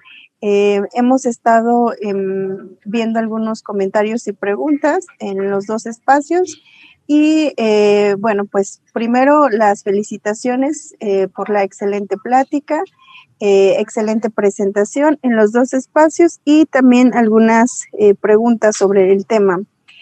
Doctor, nos preguntan, con todas las acciones que se están haciendo en CENSIDA, como es las acciones sobre hepatitis C, ¿usted considera que México será referente y ejemplo a seguir en otros países de América Latina? Sí, muchísimas gracias. Fíjense que estoy convencido, ¿no? En realidad, yo les puedo decir, desde antes, cuando iniciábamos esto, en el 2018, la tarea era monumental y la verdad es que no había como un camino que dijéramos va a ser efectivo, ¿no? Hay muy pocos programas, yo diría probablemente Egipto, que es de los pocos que tienen una, digamos, estrategia universal, pero definitivamente en América Latina y tal vez incluso toda América no hay un programa como el de México. Yo entiendo que hay a veces muchas ventanas de oportunidad y estamos pues creciendo y estamos integrando un programa. Sepamos que pues el programa de VIH pues tiene ya varias décadas y que este programa pues están haciendo, pero justo con la ayuda de todas las personas, ahorita que me decía de todas las jurisdicciones y todo, creo que es lo más importante el hecho de que estas personas que acuden con ustedes le ofrezcan estas atenciones, esta calidad, el que les ofrezcan la prueba de detección, nos va a hacer que primero localicemos a todas las personas que tienen hepatitis y que después ya tenemos todos los demás insumos, ¿no? Entonces me parece que sí somos un referente. Creo que nos hace falta solamente el poder compartir con todos ustedes en foros como estos los avances que tenemos, pero sí definitivamente creo que es un referente y es algo que cuando ustedes ven y hablan con las personas, una persona que se cura, pues vale todo el programa, ¿no? El hecho de que esa persona ya no va a enfermarse y no se va a complicar. Sí, muchas gracias. También se están sumando los saludos desde Zacatecas, igual a Guerrero, San Luis Potosí. De hecho, nos siguen de hospitales básicos comunitarios, de centros de salud, el Estado de México también, Ometepec, Guerrero, y de Oaxaca y de Yucatán. Y también otras de las preguntas son, ¿de qué manera los determinantes sociales de la salud se ligan al desarrollo de la enfermedad por hepatitis C? Es una excelente pregunta. Yo creo que conforme pasen los años, va a ser imposible no hablar de los determinantes de salud, ¿sí? En estas intervenciones. Por ejemplo, sabemos que las personas que lamentablemente no tienen el mismo nivel de escolaridad, que probablemente se encuentran en pobreza o en pobreza extrema, hay una mayor prevalencia, por ejemplo, del uso de alcohol, ¿sí? Hay una mayor prevalencia de, por ejemplo, problemas de salud mental. Y como les comentaba, cuando una persona vive con hepatitis C, probablemente va a haber 10 años en los cuales va a desarrollar la cirrosis. Pero si esa misma persona tiene diabetes, ¿no? Por ejemplo, como hay tantos en México, si tienen obesidad, pero además tienen digamos, consumo de alcohol, de sustancias, pues va a ser mucho más acelerado esa progresión. Entonces, los determinantes tienen dos cosas. Uno, porque nos exponen a los factores de riesgo, ¿no? En este caso sería, por ejemplo, el uso de sustancias, el uso de alcohol, pero también porque nos limita para poder acceder de manera efectiva hacia los sitios donde se encuentran pues estos programas de atención, ¿no? Imagínense personas que viven en comunidades rurales súper alejadas, por ejemplo, de Chiapas, en donde están a 6 o 7 horas de las unidades, incluso del nivel de atención primaria a la salud, pues en realidad son personas que nunca van a acceder a un tratamiento oportuno, ¿no? Por eso hablábamos de esta atención diferenciada, donde tal vez para estas personas que hay unos determinantes tan fuertes, ¿no? de la salud, pues el que tal vez tengamos estrategias en donde tal vez hagamos caravanas, en donde se tengan que hacer cosas, digamos, más diseñadas y más particulares para poder sobrellevar estos determinantes de la salud. Sí, muchas gracias. También Reina Gómez nos dice excelente ponencia y David Parra Barranco nos dice gran plática, un valor reactivo de 1.01 se debe reportar a epidemiología y darle seguimiento. Y también nos preguntan algo muy parecido a la pregunta previa, ¿cuáles son las barreras culturales que han identificado en cuanto a la atención del tratamiento y las reinfecciones? Perfecto. Fíjense que, por ejemplo, lo más importante que hemos visto es, curiosamente, en profesionales de salud, por ejemplo, esta como negativa que había inicialmente para poder, por ejemplo, ofrecer tratamiento a personas que tenían uso de sustancias, es algo que hasta parece contraintuitivo, ¿no? El hecho de que decíamos cómo los profesionales de salud en algún momento no consideran el darle tratamiento. Bueno, esa es una de las digamos, ideas que se han encontrado como una barrera. Otras de estas ideas en la barrera es, por ejemplo, las personas privadas de su libertad. Hay en ocasiones, por el contexto en el que están, el hecho de poder dar, digamos, datos fidedignos, el podernos dar información confiable, se convierte en una barrera porque a veces son o recuperan su libertad, pero ya no acuden al tratamiento. Y entonces son personas que o no lo iniciaron o quedó incompleto su tratamiento y entonces una persona que no se va a curar y que probablemente va a evolucionar y que pudiera transmitir esta infección. Otra de las que son importantes son, por ejemplo, las personas que no tienen, digamos, un hogar, en donde regularmente el tratar de acercarnos hacia ellos es muy difícil porque son personas que muchas veces pues no tienen un nivel de escolaridad que nos permita apoyarlo y que pudiéramos en algún momento aplicar medidas de prevención, ¿no? Entonces, el hecho de poder nosotros como profesionales sanitarios, el empoderarlos, alfabetizar a las personas es fundamental. Entonces, cuando ustedes estén con una persona y estén en este intercambio de palabras, traten de, pues, decirle cómo es la enfermedad, cómo se transmite y cómo prevenirla, ¿no? Una persona que sabe de su enfermedad es una persona que muy probablemente va a tener resultados en salud adecuados.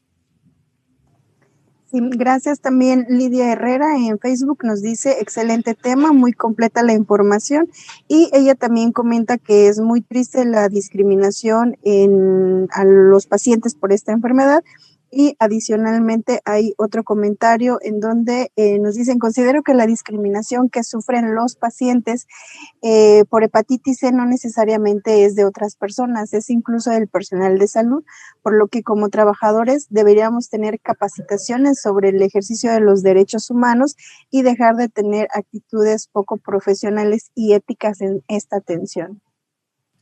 De acuerdo, y fíjense que creo que el principal logro que se ha tenido hasta ahorita es esto que comentan, el darnos cuenta, ¿sí?, que tenemos este problema es un gran inicio, porque eso va a hacer que pongamos todo nuestro esfuerzo para lograr quitarlo. Y les quiero comentar, si ustedes tienen esa oportunidad de hacer el cambio en los lugares donde ustedes están, háganlo. Trabajo yo también en el hospital de infectología de aquí de la Ciudad de México y hay veces en las que es súper triste cómo las personas que más necesidad tienen de nosotros, de apoyarlos, de estar ahí, porque es una persona que en ese momento está sufriendo y las personas muchas veces por desconocimiento, por ideas establecidas, etcétera, no se acercan a ayudar a esa persona. Creo que lo peor que podemos hacer es no ser sensibles hacia el sufrimiento humano y creo que gran parte de esto, y me da muchísimo gusto que estén todos ustedes y que identifiquen eso, es lo menos que podemos hacer es tal vez quitar nuestros propios prejuicios y el tratar de quitar esas ideas, estigmas y tratar a la persona de manera digna y humana, ¿no? Sí, doctor, pues igualmente los agradecimientos Ángel y Irastor Sabeles, gracias doctor Daniel. También, bueno, él nos visita el hospital comunitario, creo que es Campeche, y también Zacatecas, y de la montaña de Guerrero, por lo cual pues nos da muchísimo gusto que nos sigan siguiendo en este tipo de sesiones y por el momento doctor serían los comentarios y preguntas. Nos gustaría preguntarle a usted si quisiera finalizar la sesión con algún comentario adicional.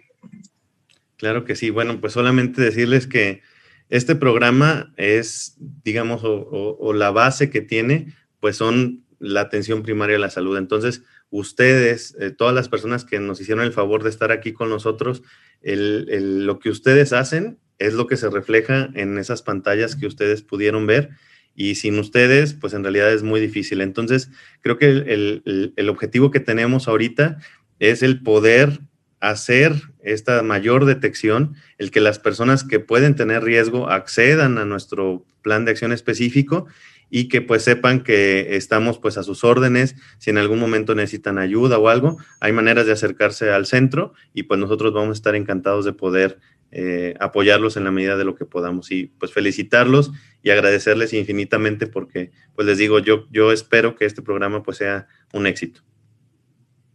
Sí, muchas gracias, doctor. Y bueno, solamente para comentarles a las personas que nos están preguntando en los dos espacios sobre si se genera constancia, si tienen que hacer un registro, comentarles que la sesión tiene siempre una evaluación en cada seminario permanente. Por ejemplo, ahorita la evaluación de esta sesión ya está disponible en nuestra plataforma educativa de CIESAVI, así es que al concluir ustedes pueden hacer su evaluación y al aprobarla se les les genera la constancia de manera automática. Sin embargo, si ustedes no conocen nuestra plataforma educativa, deben de registrarse por única ocasión en CIESAVI. Les acabo de dejar el link de registro. Incluso si ponen solo CIESAVI en el buscador, también les aparece el registro.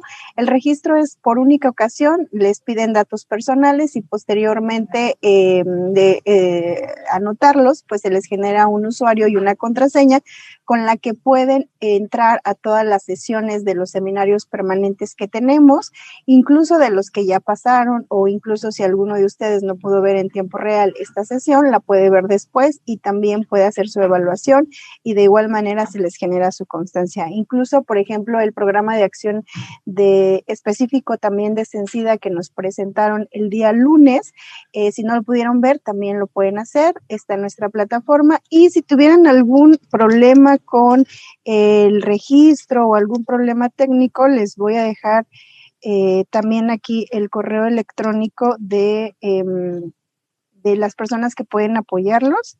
Es ciesavi@insabi.gov.mx para cualquier duda sobre el registro.